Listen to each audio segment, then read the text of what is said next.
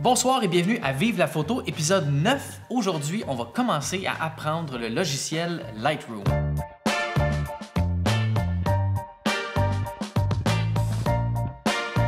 C'est quoi Lightroom? C'est un logiciel qui a été créé par Adobe, les mêmes gens qui ont fait Photoshop, qui va nous aider à développer et à calibrer nos photos RAW. C'est quoi une photo RAW? Je l'ai expliqué dans les capsules précédemment. Quand on a un appareil photo numérique, on peut lui demander de faire des photos soit en JPEG ou en RAW. Quand on met ça en RAW, l'appareil va nous donner toute la qualité possible du capteur qu'il y a à l'intérieur et on va pouvoir faire des photos qui ont plus d'informations, donc on va pouvoir pousser la retouche plus loin.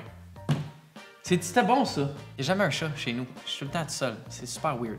À travers les 3 prochaines capsules, on va apprendre comment apprivoiser le merveilleux logiciel Lightroom. Dans les semaines précédentes, j'ai eu beaucoup de questions par rapport au logiciel de retouche et on m'a souvent demandé est-ce qu'il existe un logiciel de retouche gratuit sur le marché? J'ai répondu oui, il en existe et je répondais aussi après oui, il en existe, mais c'est de la marde. Moi, je suis d'avis dans la vie que quand c'est ton travail d'être photographe et que tu veux des outils pour travailler, il faut que tu payes pour le faire. Heureusement, Lightroom, Photoshop et Camera Raw sont disponibles pour la modique somme d'à peu près 10$ par mois. Puis je pense que c'est moins cher pour les étudiants. Si vous allez sur le site de adobe.com, vous allez pouvoir trouver la suite pour la photographie et acheter ça, c'est 10$ par mois. C'est vraiment rien, honnêtement. C'est un outil extraordinaire pour retoucher, pour calibrer, pour développer des photos sur un ordinateur. Je vous le recommande fortement. Maintenant que vous vous êtes procuré le logiciel, allons faire un tour sur les rues ensoleillées du quartier de Lightroom. Musique.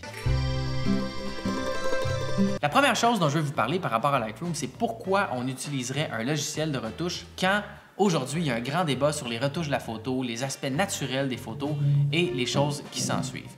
Moi, dans le fond, chacune des photos que j'ai faites depuis les 12 dernières années avec Lightroom, j'ai eu beaucoup de plaisir à les faire et je me sentais pas mal de les calibrer, de les améliorer et de les retoucher. Pourquoi? Parce que quand on sort une photo RAW d'un appareil, la photo n'a pas du tout l'air de ce qu'on a vu avec nos yeux. Mon processus créatif implique le fait qu'à la fin, l'objectif que je recherche, c'est d'avoir une photo qui ressemble à ce que j'ai vu avec mes yeux. Bien sûr, j'utilise des filtres, j'utilise des techniques, tout ça pour améliorer la qualité de la photo, mais je trouve qu'une photo en RAW qui sort d'un appareil, c'est pas super beau.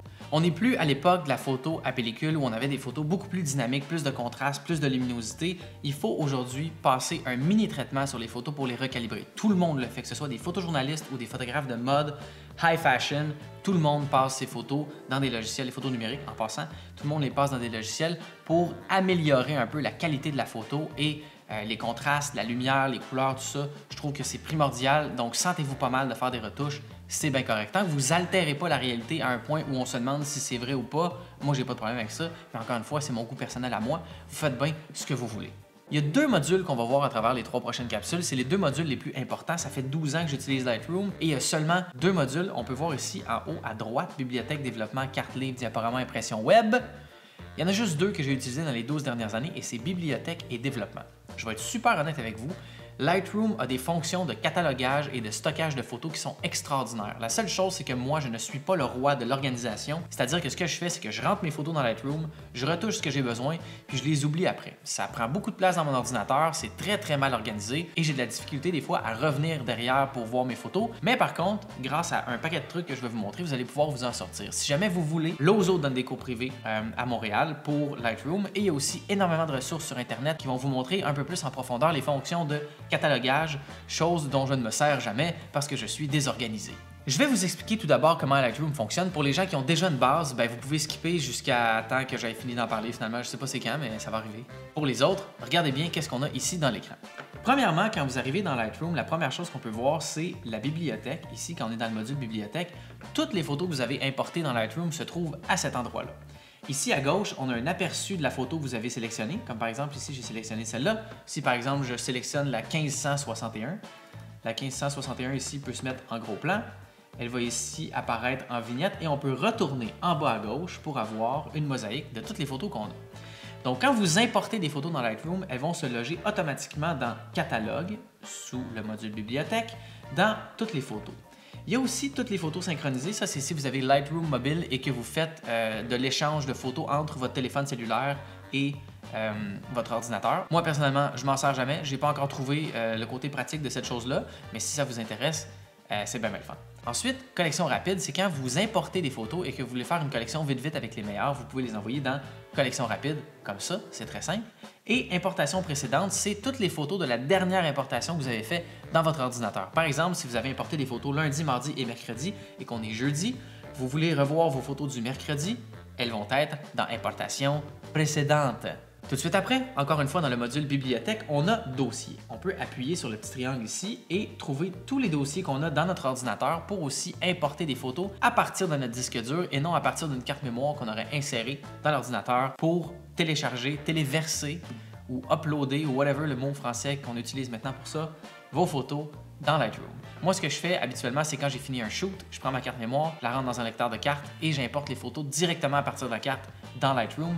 Lightroom s'occupe de stocker toutes vos photos sur votre disque dur dans un catalogue et ce catalogue-là peut se déplacer d'un ordinateur à l'autre. C'est vraiment fantastique. Ensuite, après dossier, on a collection. Collection, ce que j'aime avec ça, c'est que je peux retrouver rapidement les meilleures photos que j'ai choisies pour les shoots que j'ai faits au courant de l'année ou des années précédentes et ça, c'est fantastique. Ce qu'on fait, pour créer une nouvelle collection, c'est un petit plus ici. En pesant sur plus, on peut faire créer collection, collection dynamique, ensemble de collections, créer les collections par nom et il y a un paquet d'autres fonctions qui sont très utiles. J'aime beaucoup collection. Encore une fois, comme je dis, ça me permet de faire des best-of de mes shoots. Je peux retrouver par exemple mes photos de mon ami Alexis que j'aime beaucoup, les photos du calendrier 2018 de 3 fois par jour, les photos que je veux mettre de côté pour mon exposition. Ensuite de ça, le meilleur appareil photo du monde, ça c'est quand j'ai fait une capsule précédemment pour vivre la photo. Donc, ce que vous pouvez faire, c'est vraiment ramasser les meilleures photos de vos shoots précédents et les mettre dans des collections comme ça que vous allez pouvoir retrouver rapidement. C'est pour moi la meilleure façon de fonctionner et d'aller vite quand je veux retourner voir des photos. Ensuite de ça, pour la fonction bibliothèque, ce qui est intéressant, c'est que vous pouvez voir les photos les unes après les autres comme ça en gros plan en cliquant 2 fois sur la photo que vous aimez ou aller ici en bas à gauche dans la mosaïque pour retrouver toutes vos photos complètes et vous faire un plaisir de scroller comme la fin des temps jusqu'à temps qu'il n'y ait plus de stock dans votre roll de photos. J'ai pris vraiment beaucoup de photos d'Alexis en passant. Je pense que ça veut dire qu'on sort ensemble. Un autre petit truc, si vous voulez trier vos photos, il y a ici une fonction qui peut nous aider à les trier par ordre ajouté, heure de capture et un paquet d'autres choses. Honnêtement, moi, depuis les 12 dernières années, c'est tout ce que j'utilise pour la fonction bibliothèque. En gros, je prends mes photos d'une carte mémoire, je les mets dans Lightroom, ils vont apparaître par ordre chronologique, ça veut dire que les photos que j'ai prises en 2011 vont être en premier, les photos que je vais avoir prises en 2017 vont être en dernier. Ensuite, je me fais des collections avec les meilleures photos de chacun de mes shoots, puis au besoin, j'efface, je supprime les photos du disque pour laisser un peu plus de place dans mon ordinateur. C'est vraiment tout ce que je fais avec le module bibliothèque. Selon moi, c'est un module qui est intéressant, que j'ai pas poussé à son maximum, mais que j'utilise très bien dans le cadre du travail que moi je fais et ça peut être différent pour vous. C'est pour ça que je vous invite à visiter d'autres sources d'informations par rapport au module bibliothèque de Lightroom. D'ailleurs, parlant de retouche photo, on va maintenant passer au module qui m'intéresse le plus dans cette série-là, c'est-à-dire le module de développement. Allons-y tout de suite, vous allez voir, c'est fantastique. Je pèse sur développement. Qu'est-ce qui arrive? La photo que j'avais sélectionnée arrive en gros plan comme ça et on peut voir à gauche, ici, la vignette. Avec la vignette, ce qui est intéressant, c'est qu'on peut zoomer dans la photo à partir d'une loupe qui va apparaître dans le cadre. Par exemple, on voit ici, en haut à droite de la photo, il y a comme un petit point rouge. Si je veux m'approcher, je peux soit cliquer directement sur la photo pour m'en approcher, et si je trouve que je suis pas assez proche, je peux retourner ici en haut dans Navigation, cliquer sur 3 pour 1 et m'approcher encore plus. Ensuite, je clique sur la photo comme ça, je vais glisser. Ou, encore une fois, par exemple, si je veux aller voir un léger détail ici dans le milieu, je prends le carré qu'il y a dans la vignette et je le bouge jusqu'où je veux aller pour aller voir l'horloge Colgate. Magnifique horloge, soit dit en passant. Tout ça pour vous dire qu'en haut à gauche, ici, la fonction de navigation va nous permettre d'approcher dans la photo et de voir les détails d'un peu plus près. Ensuite de ça, qu'est-ce qu'on a ici en dessous à gauche? On a paramètres prédéfinis. Qu'est-ce que c'est des paramètres prédéfinis? Tout simplement, c'est des filtres. J'utilise des filtres dans ma photographie et je n'ai aucune honte à le faire. Des fois, ça facilite mon workflow, ça accélère mon traitement de photos et ça me donne aussi des fois des idées créatives par rapport à mes photographies. Ce que je déplore un petit peu des filtres dans Lightroom, c'est qu'un coup qu'on les a appliqués, on ne peut pas globalement intensifier ou diminuer l'effet du filtre sur les photos. Pour ce faire, je fais toujours une deuxième étape dans Photoshop où je fais 2 couches, 2 layers, comme on dit dans le langage, et je vais ajuster les layers pour faire en sorte que le filtre ne va pas détruire la photo. Les filtres disponibles sur le marché, il y a VSCO qui en fait, vsco.co, une compagnie qui est extraordinaire, qui font des émulations de pellicules aussi, et il y a un autre site qui s'appelle Pretty Presets, qui qui font des presets pour Lightroom, donc des pré-réglages pour vos photos. C'est assez basic, c'est de base, mais ça fait le travail, c'est vraiment intéressant. Ça peut aussi vous amener dans différentes directions créatives. Moi, c'est des pré-réglages que j'ai beaucoup utilisés au début et j'ai adoré ça. Allez vous servir et n'ayez pas honte d'utiliser des filtres. Par contre, faites pas juste mettre des filtres puis envoyer vos photos comme ça. Essayez de les travailler, essayez de voir comment les filtres réagissent avec l'outil. C'est toujours intéressant pour l'apprentissage. Donc, après la vignette, après les pré-réglages, on va passer ici juste en bas à gauche. Un truc qui est bien intéressant, par exemple, si je prends une photo retouchée, disons, je fais n'importe quoi, là, comme ça, je vais mettre ce filtre-là. Je peux voir ici, en cliquant, ma photo avant et ma photo après. Cette photo-là, personnellement, je la trouve dégueulasse. Elle est un petit peu trop contrastée, puis les couleurs sont pas super naturelles. Mais ce qu'on peut faire, en fait, pourquoi je vous dis ça, c'est qu'on peut voir la photo avant et après. Ça nous permet de voir qu'est-ce qu'on a fait dans les retouches qui nous ont amené peut-être un peu trop loin dans notre processus ou qui ne nous ont pas encore amené assez loin par rapport aux résultats qu'on a en tête ou qu'on veut obtenir. On peut recliquer dessus pour avoir la photo en plein écran comme ça. Clic, ah, excusez-moi, non, c'est pas vrai. Quand on reclique dessus, on a plusieurs façons de voir avant-après. On a en haut, en bas, à gauche, à droite, séparé ou avant-après, séparé avec une ligne au milieu. On peut revenir aussi. Moi, je préfère les avoir à gauche, à droite. Je trouve ça beaucoup plus facile à visualiser. Pour revenir en plein écran, à gauche ici, clic, et on a la photo qui est comme ça. On peut aller en bas à droite et réinitialiser tous les changements qu'on a fait. Clic, la photo redevient normale. Ensuite, si on se dirige vers la droite de l'écran, on est toujours dans le module développement. Ici, il y a tous les outils possibles à utiliser.